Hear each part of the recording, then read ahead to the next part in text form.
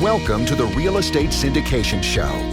Whether you are a seasoned investor or building a new real estate business, this is the show for you. Whitney Sewell talks to top experts in the business. Our goal is to help you master real estate syndication. And now your host, Whitney Sewell. This is your daily real estate syndication show. I'm your host, Whitney Sewell. Today our guest is Glenn Gonzales. Thanks for being on the show, Glenn. Thank you, Whitney. I'm excited to be here. Now, I'm excited to have you on the show. I know Glenn and I are in a mastermind together, and he has a wealth of knowledge and experience, just a vast amount of experience in this business. So I'm looking forward to this conversation, Glenn.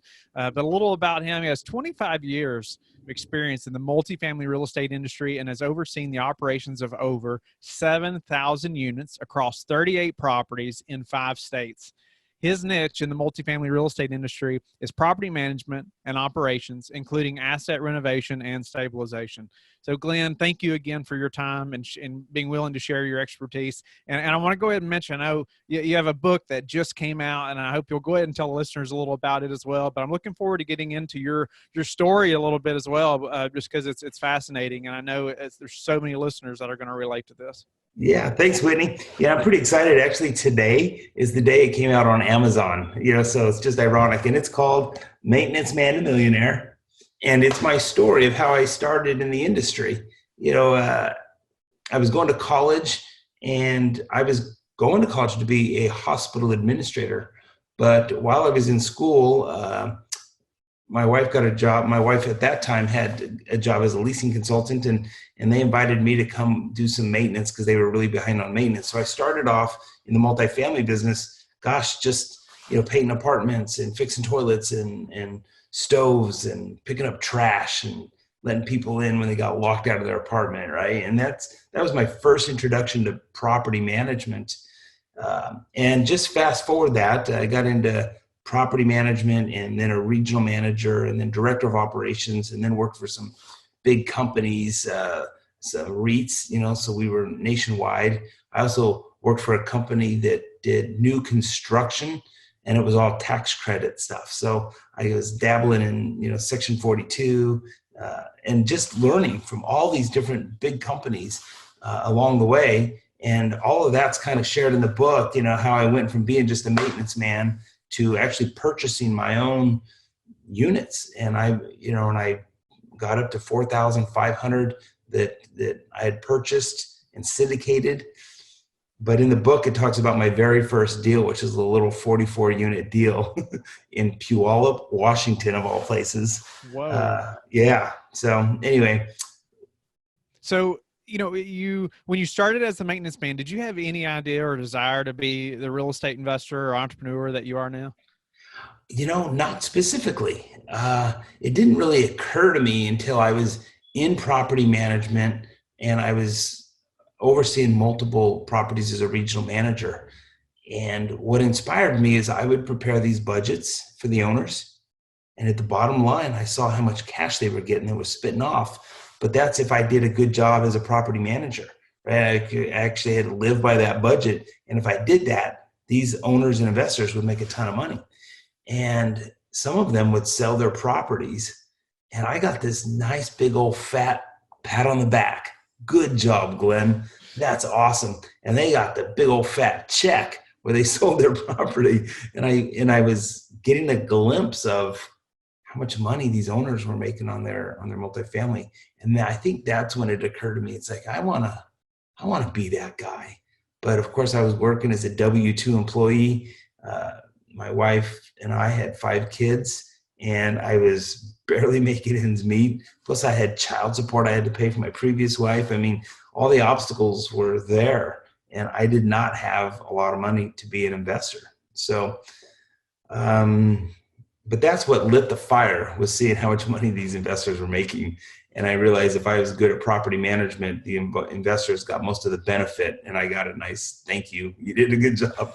And then I had to go find another property to manage. So how long was it between, becoming the maintenance man at this property to your first deal? Oh, that's a great question. I would say probably 15 years, right? So that's about the time that I had realized from the very beginning as a maintenance guy all the way to now I'm a regional manager for a big REIT. And actually, if you don't mind, I'll share how I purchased my very first deal. Yes. My next question was going to be like the first steps you were taking to get there. It actually came through a relationship, and I have a whole chapter in my book about relationships, but here I am, I'm acting as a regional manager. I now realize these owners, investors were making big bucks. So I had found a 60 unit deal that I had kind of underwritten as best I could, but it was more of not really underwriting like our sophisticated way we do it today. But I did a budget, right? And thought, here's how much money I could make even after debt service. So I shared it with a guy named John Gibson, actually is his name. And he was also volunteering, and we became friends as we sat around a table at the Washington Multifamily Housing Association. Basically, we were donating our time to the apartment association. And in that association, we got to be friends. And I went to John, and he was a very, very successful real estate owner, investor, and developer. And I said, John, will you look at this deal that I'm looking at and just tell me, am I missing anything? Because I'm going to put an offer in on it. And he looked at it, he goes, it's okay. You'll probably do it right on that. He said, but I have a better deal for you. I'm like, you do? He's like, yes. I have this little 44 unit deal down in Puyallup, and I'll sell it to you. Go check it out. And I'm like, okay. So I drove down there. I looked at it. I was already managing 2 or 3 other deals in Puyallup, of all places.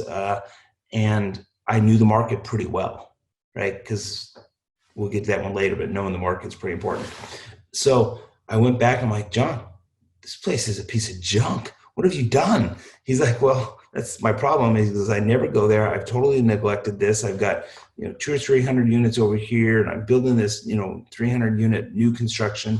I just want to get rid of this, and you're the right guy to buy it. I'm like, your rents are so low. It's been so deferred, and you got a couple of down units. He's like, I know. So I said, I'll take it. And we shook hands. And he said, here's the deal. I'll carry a note back. I'm like, you will? He's like, yeah, I'll carry a note. He goes, but you got to come up with $150,000. So I didn't have $150,000. I mean, I was barely making ends meet.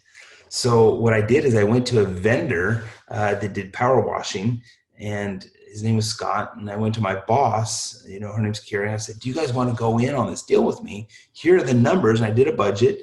And my boss drove out there because she's, in property management, and she looked at it and she's like, you're right. We can make some money on this deal. So I said, she's like, what do we need? I said, $150,000.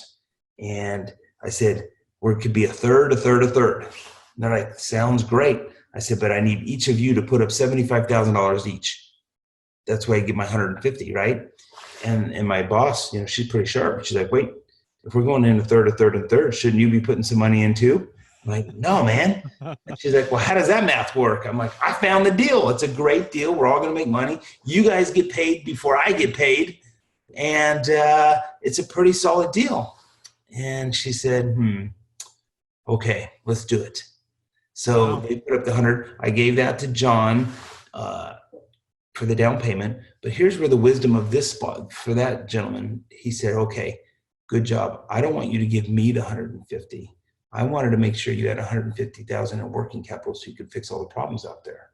So we took the 150. We didn't use it as a down payment. It wasn't applicable to the purchase price, but he said he required us to put it in the deal. And we did. We started fixing problems. And all of a sudden the operations started getting better and better. And we raised everybody's rent on all of them. And then we turned around, we sold it for, about $1 million more than we paid for it in about 18 months. Right now, if you could just do the math on that, that's a gigantic check to me and these 2 investors. The maintenance man's eyes were just opened a lot more, right? To this. Oh my gosh. Yes, absolutely love that. That was my very first, and I would call that a syndicated deal because I had 2 partners and I had to raise the money from people that I knew and put that deal together, and it was a success. So that's what really lit the fire. And I'm like, wow, that's a big check. Wow. Okay. So give me, what was the big thing you had to get over? I mean, to have the confidence to get into that deal from the maintenance man to being comfortable closing something like that. How did you have the confidence to say, okay, I can do this. I can be an operator. I'm going to make this happen. I'll be perfectly honest with you. I was not comfortable. I was like, how much is the loan now? It's, $1.8 million or 1.5 million. I don't remember what it was back in the day. I'm like, that's a lot of money, and I was very, very nervous about that. Plus I went to my boss and she put money in it. You think about that relationship. If I would have lost my boss's money, chances are I'd lose my job, right? My W-2 job. So there was just pressure. And I think every sponsor and syndicator probably feels the same today. If they don't, they probably ought to, right? I have confidence now because I've closed, 30 different transactions and purchased my own 4,500 units-ish and managed a whole bunch of others. So, I'm more comfortable today going through the steps, but the responsibility for somebody else's money has not. I like that answer a lot because I think a lot of people are waiting till they feel comfortable or they feel more confident, but you almost never get started. Most people will never get started if you just wait till you just feel comfortable. Yeah. Right? Yeah. Maybe we could fast forward, a few years and then talk about when I really started, because at that point I was still a W-2 and I remained a W-2. I mean, that really put some money in my pocket. I'll have to say that the crash of 2008, 2009, I was living up in Washington and Seattle. I later got laid off my job. All that money that I made off that, I invested in some other rentals that, got short sold and foreclosed. So, I mean, in my book talks about my ups and my downs and what I would do differently when you have money versus, when you're earning money. But anyway, let's fast forward. And I put together a deal down in San Antonio, Texas. And again, I was an operator running a property management company, and the bank came to me and said, we're getting ready to foreclose on a 200-unit deal in San Antonio. And my business partner at the time, he was a syndicator, but he decided to pass on the deal. So the bank said, hey, Glenn, you're the operator side of all this.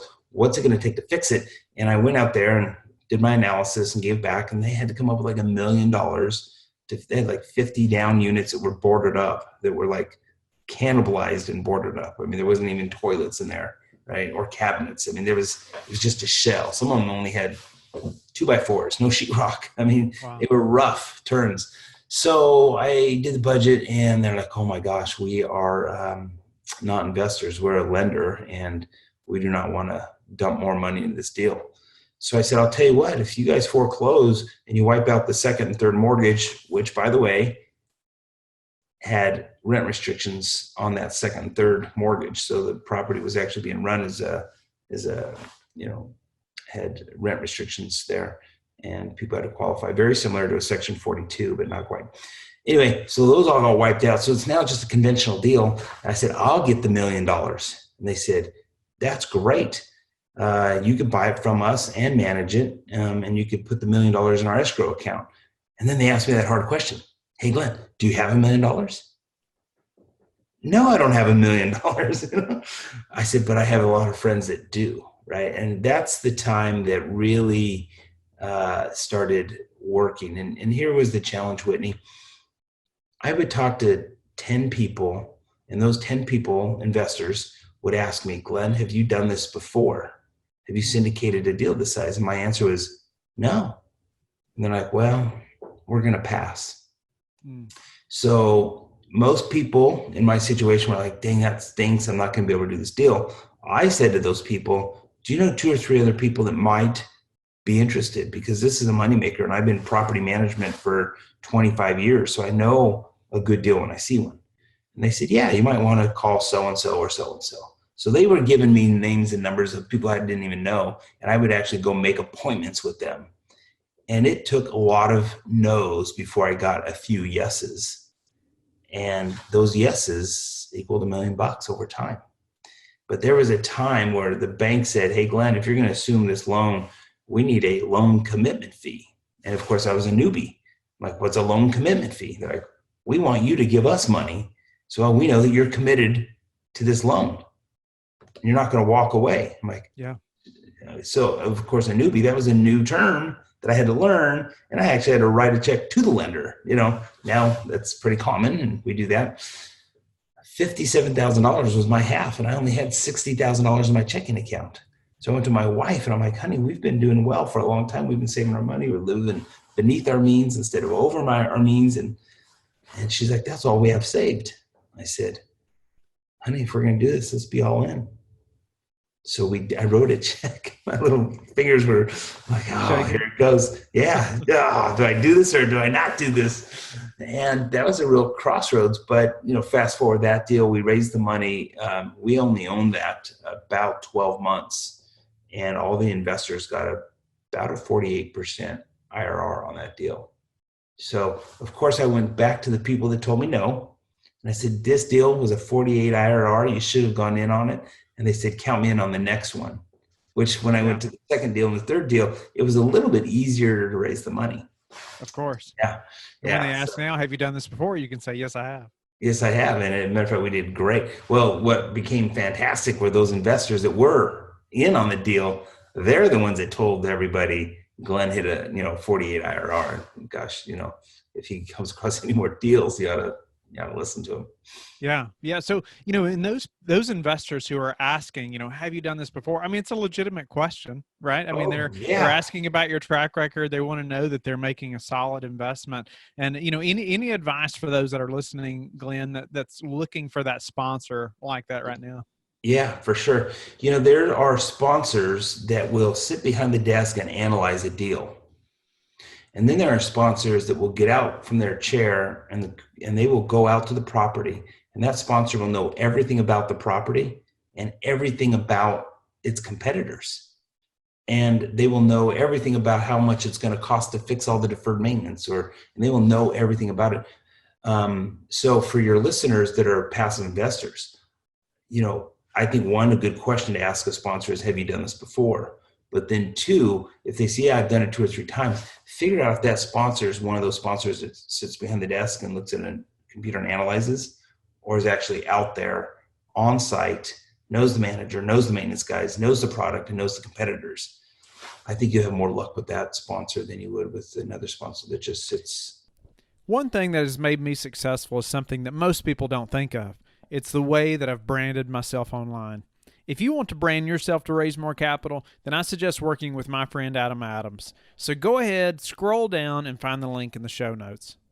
Is there a good way to know that? Like, what's maybe a question they should ask to know that sponsor is that involved in the deal? Yeah, you can ask the sponsor, have you visited the property? And they'll say, yeah, we've been there, because they've been there on a tour with the broker, or they went and, right before the current contract. Then you can ask, how many times have you been back since? And have you personally walked the competitors? And you'll have to drill down, because most sponsors will say, yes, I've been there. Yes, I've been there multiple times. Not that they're being dishonest, but you need to kind of qualify them to what degree do they really know the deal, right? So peel the onion back and ask more qualified. What's the name of the manager? How much time did you spend with the maintenance guy? Which unit do you think was the worst unit that you walked? And if they say, oh, I don't know, it's probably one of the second level ones, or they said unit 201 was pretty bad. You can ask all those very specific questions.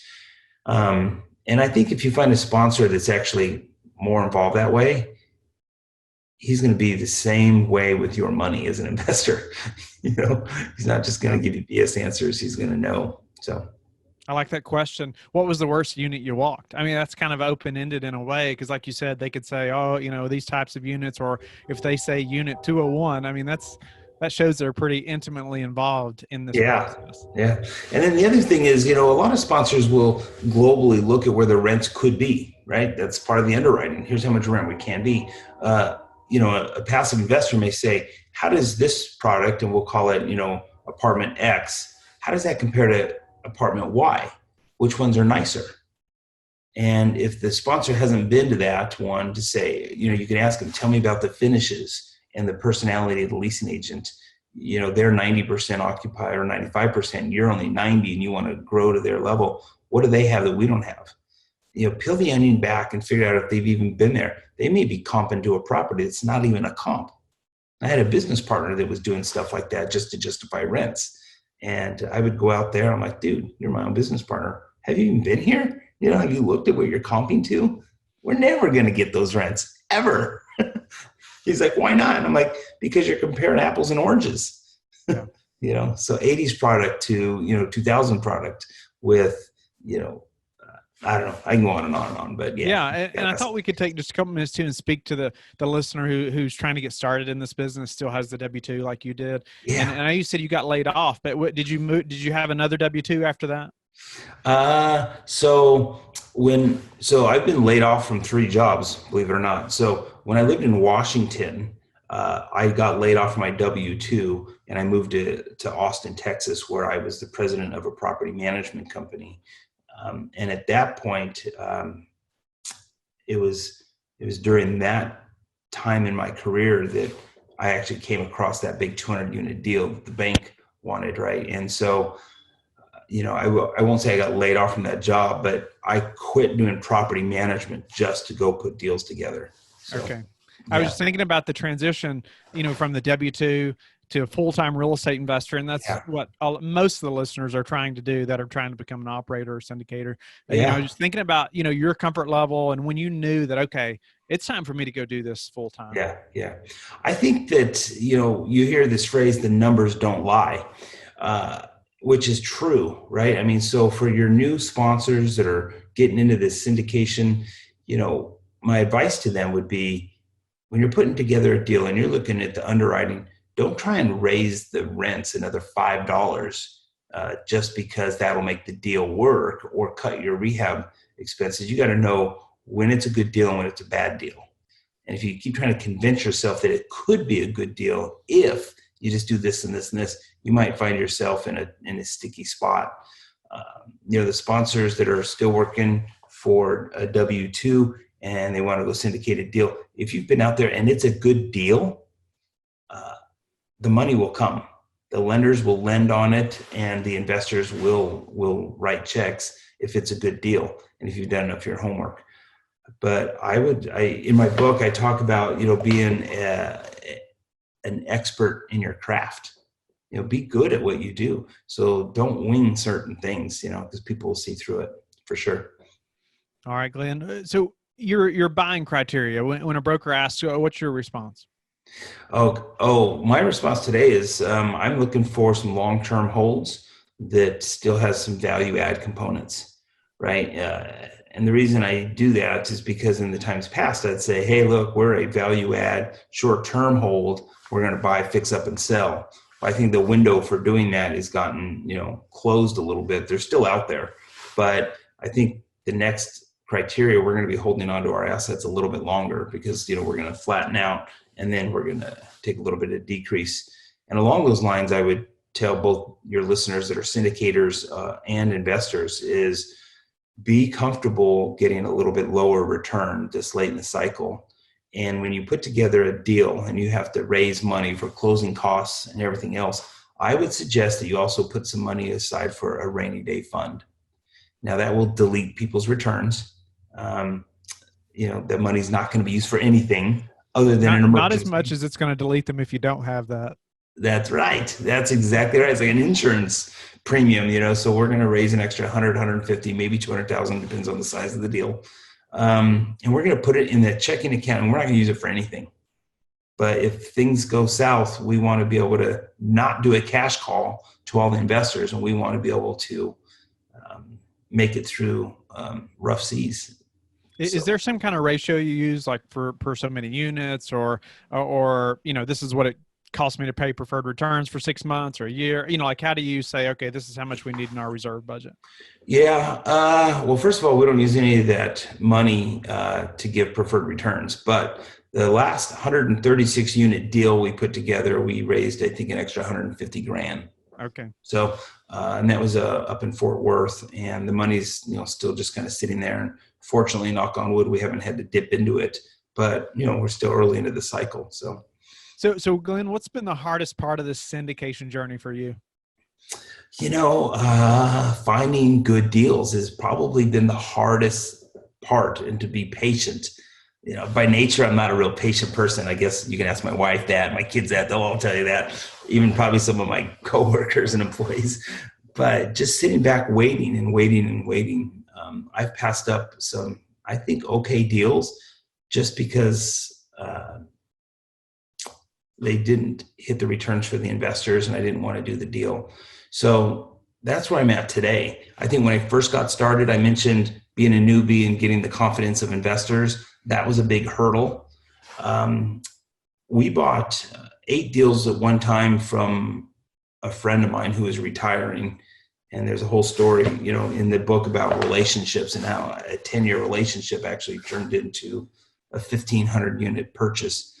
Well, we bit off a lot when we decided to close 8 transactions, back to back. And we were dabbling in getting investors from crowdfunding. And we were very successful, by the way. I mean, we used 2 different crowdfunding companies that were both up and coming, and they were able to raise the money for us. And for investors, going out and raising money is sometimes a tough challenge. But one thing they talked about was your track record and your experience in the industry. So the crowdfunding platforms rarely will raise money for a newbie, but they will if you've done 2 or 3 transactions and you got a track record. But they take a big chunk of your pie, just so you know. So word of the wise, if you could, sponsors, if you could put together a waterfall that's based on performance and you get a bigger promote based on the money that you return to the investors, that's the way to go in today's market. Investors, don't be afraid of an aggressive waterfall, because the more you make, the more the sponsor makes. And that's a big carrot you want to dangle out there to a sponsor. Don't be afraid to say, I'll give you 50% of the profits, anything over a 20 IRR, 25. Because if you're getting a 20, 25 IRR, you're doing fantastic. Especially in this market, they're hard to hit those numbers. I wish we could dive into that more right now, but I've just got a couple more questions for you, and we're about out of time. Next episode, huh? That's right. I'm looking forward to it. So how are you preparing for this potential downturn that everybody's talking about? Yeah, I'm getting into some product that I know, lots of workforce housing. I'm getting longer terms on my notes for my lenders. I'm still using some Fannie and Freddie, but I also have used bridge loans, but those bridge loans have to have a long runway, which most bridge loans don't. But if you can, get a long runway. And then, like I said earlier in the show, raise some money for a rainy day fund. That's going to make it, those 2 things. Yes. And try not to over leverage. I mean, you don't, even though the max proceeds from a lender is available to you, that doesn't mean you have to take it. If you could raise just a little bit extra money, and of course that hurts the returns a little, but right now we're making more, a safer play for a longer hold. And as far as the bridge debt, you're doing like 3 years and 2 1-year extensions. Are you comfortable with that right now? No, I think our bridge loan that we're looking at now is a 5-year with 3 1-year extensions. You got to pay for them, right? You got to pay for them, but they're available to us. So what's a way that you've recently improved your business that we could apply to ours? I'm partners with David Tupin. He is super duper smart. That guy, and he's young. He's very intelligent. I think putting together a strong team of individuals that could be on your team where they're not just like you, but very diversified. He wants to be partners with me probably because I've got lots of experience and I've been doing it for so long and I have lots of relationships. So gosh, for your listeners, assemble a team of people that are experts, so. I couldn't agree more. And David's been on the show, a couple times, and very intelligent. I would encourage listeners to go back and listen to he and I talking about underwriting. And David also has a tool, I think, underwriting tool that he's created that seems pretty good. I mean, it's really good. So, matter of fact, you could just log on to our website. He makes that available to people. You can go to obsidiancapitalco.com, and there is an underwriting platform that's available to all your listeners. I think there's one that's a starter version. And then there's one that you pay for that's very extensive. But nice. I mean, that's, to answer your question about what I'm doing is assembling a great team. And in the book, I talk about certain attorneys and title companies and appraisers where, and companies that do your property condition reports, those relationships are so important, and having people that are really good at what they do will make you look really good. But if you're always going for a cheap title company or somebody that doesn't do multifamily, that they do houses, you're going to get schooled. You're going to get frustrated along the way. If you use an attorney that's, used to doing purchase sale agreements on flipping houses or, and then you get into one of these syndicated deals, boy, you're going to school of hard knocks. So find somebody that's going to do all your documents for you, your partnership agreement, your loan documents, so. What's the one thing that's contributed to your success? Do the right thing. I think looking back on it, I've been able to find a couple of mentors that I could go to. And then those mentors have actually provided opportunities for me. So relationships, I think if I had to narrow it down, relationships have really what have put me on the map. I've had people that have called me that I used to manage for and said, you were really good. I'm looking to sell a deal. Would you like to buy it, Glenn? I would. Ed, who was 80 years old, was going to retire. He's like, hey, Glenn, if I were going to sell my properties to anybody, I'd want you to have them. That's just relationship stuff. And that takes time and patience to develop. But that's what I think, Whitney, to answer your question, the success came from that. And just working in the industry for 25 years as a property manager, regional manager, and ran my own management company.